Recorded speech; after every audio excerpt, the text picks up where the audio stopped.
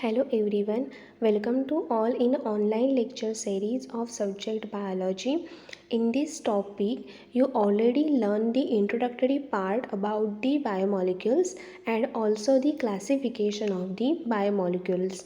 So in today's lecture, I will cover the first biomolecule, that is the carbohydrates, and these carbohydrates are classified as monosaccharides and disaccharides and polysaccharides.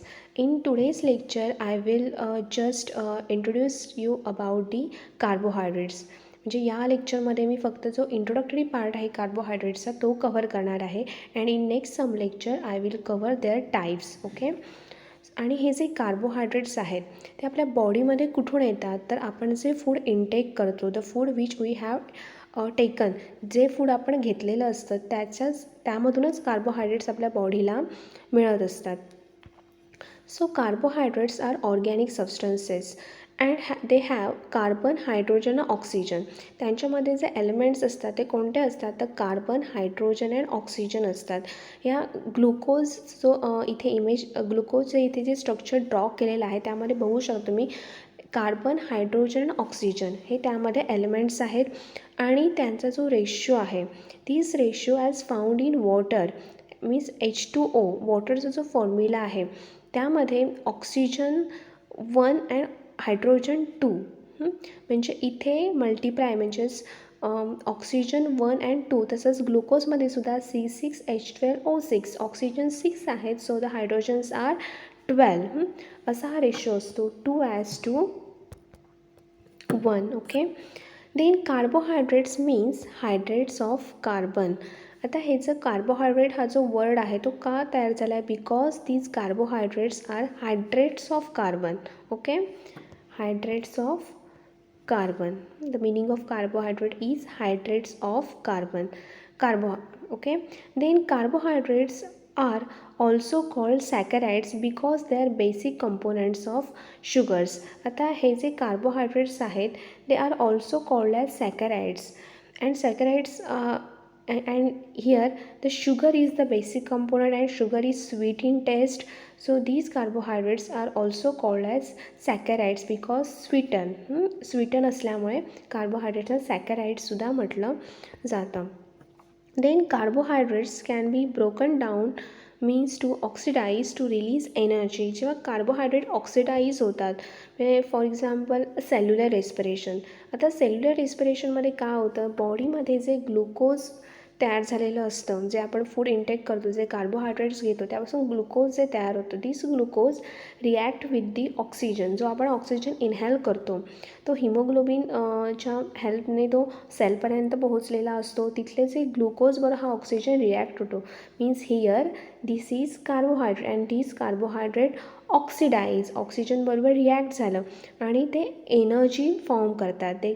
they release the energy and other byproducts are carbon dioxide and water. मग ह्या रिॲक्शनमध्ये आपण बघू शकतो glucose C6H12O6 it react with the oxygen and it form energy in the form of ATP. ती energy आहे ती ATPच्या फॉर्ममध्ये ATP मधले केमिकल बॉन्ड्स आहेत ॲडिनोसिन ट्रायफॉस्फेट यामध्ये स्टोअर्ड होऊन राहते. Then based on number of sugar units, carbohydrates are classified into 3 types, namely monosaccharides, disaccharides and polysaccharides. तर हे जे कार्बोहायड्रेट्स आहेत ती 3 टाईप्समध्ये क्लासिफाय केलेले आहेत. मोनोसॅकराइड्स, disaccharides and polysaccharides. Monosaccharides means here simple sugar, म्हणजे basic unit, single unit is there and depends on the number of carbons. They are classified as triose, tetrose, pentose, hexose and heptose. तर 3 carbon suppose असतील तर ते triose. त्याचं example आहे glyceraldehyde. If there are 4 carbons then they are tetrose. Example is erythrose. Then if there are 5 carbons then pentose. Example ribose in RNA. RNAमध्ये जी sugar असते ती रायबोज शुगर असते, त्यामुळे RNA जर आपण RNAचा full form ribose nucleic acid असं आहे रायबोज शुगरमुळे. आणि DNA मध्ये जी शुगर असते ती deoxyribose. So deoxyribose nucleic acid असा DNA चा फुल फॉर्म आहे. त्यानंतर hexose means 6 carbon. Example is glucose C6H12O6 हा ग्लुकोजचा फॉर्म्युला आहे. इथे कार्बन 6 असतात आणि glucose found in blood sugar. Again another example is fructose fruit sugar. Fruit फळांमध्ये जी शुगर असते ती फ्रुक्टोज असते. त्यानंतर galactose it is the product of lactose. जे आपण मिल्कमधून जे आपल्याला शुगर मिळते जे कार्बोहायड्रेट मिळतं ते लॅक्टोज असतं. And lactose is made from glucose plus galactose. याच्यापासून लॅक्टोज तयार होते. त्यामुळे जेव्हा लॅक्टोजचं हायड्रोलायसिस होतं तेव्हा त्यापासून लॅक्टोज मिळत असते बॉडीला. त्यानंतर heptose means 7 carbons. Example is sedoheptulose. These are the monosaccharides. Mono means single sugar unit is there. Then disaccharides. Here are 2 monosaccharides bind together to form disaccharides. Okay, 2 monosaccharides एकत्र येऊन disaccharides तयार होतात. Di means 2. So the examples are sucrose. Cane शुगरमध्ये sucrose असते. Okay, on hydrolysis. आता hydrolysis म्हणजेच काय, वॉटरच्या प्रेझेन्समध्ये त्या सुक्रोजमधले केमिकल बॉन्ड्स ब्रेक होतात आणि ते 2 वेगळे मोनोसॅकराइड्स फॉर्म करतात. म्हणजे सुक्रोजचं जर हायड्रोलायसिस झालं then it forms glucose and fructose. ते ग्लुकोज आणि फ्रुक्टोज फॉर्म करतात. So glucose plus fructose is equal to sucrose. Then lactose it is milk sugar. On hydrolysis it produces glucose and galactose. Hydrolysis केलं असतं त्यामधून आपल्याला काय मिळणार, glucose and galactose. So lactose made from glucose plus galactose. Then maltose it is the malt sugar. And on hydrolysis it produces 2 units of glucose, means glucose plus glucose it form maltose. So these are disaccharides. After that polysaccharides. Polysaccharides means these are polymer of monosaccharides. Polymer means long chain of the monomers. हे जे monomer units आहेत इथे आता इथे monomers म्हणजेच काय तर मोनोसॅकराइड्स. असे मोनोसॅकराइड्स जेव्हा बरेच मोनोसॅकराइड्स थाउजंड्स ऑफ मोनोसॅकराइड्स एकत्र येतात देन दे फॉर्म पॉलीसॅकराइड्स. आणि या पॉलीसॅकराइड्सचं जे मॉलिक्युलर वेट आहे त्यामुळे ते खूप जास्त होतं. 10,000 डाल्टन्सपेक्षा हे मॉलिक्युलर वेट जास्त असतं. त्यामुळे पॉलीसॅकराइड्स आहेत ते मॅक्रो मॉलिक्युल्समध्ये येतात.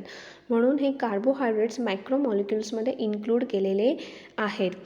Then polysaccharides, there are 2 forms of polysaccharides, homopolysaccharides and heteropolysaccharides. Homo means similar. Homo means similar and hetero means different. आता होमोपॉलिसॅकराइड्समध्ये काय होतं तर त्यामध्ये असलेले मोनोसॅकराइड्स जे आहेत ते एकाच टाईपचे असतात. Okay, so polymer of 1 type of monosaccharides means if there is the sugar then if there is glucose plus glucose अशा एकाच टाईपचं पॉलिमर फॉर्म होऊन पॉलिसॅकराइड तयार होणार म्हणजेच homopolysaccharide. For example starch.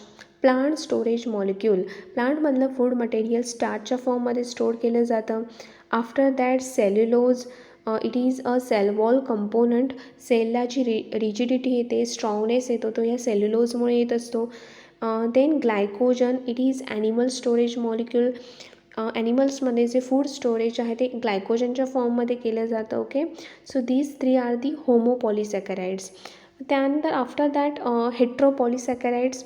Hetero means different टाईप्सचे monosaccharides त्यांच्यामध्ये असतात. त्यामध्ये polymer of different types of monosaccharides for example hyaluronic acid. त्यानंतर हिपॅरिन.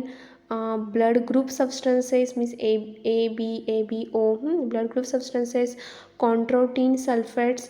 तर यांच्यामध्ये हे जे आहेत ते हेट्रोपॉलिसॅकराइड्स आहेत आणि ते वेगवेगळे फंक्शन आपल्या बॉडीमध्ये परफॉर्म करत असतात.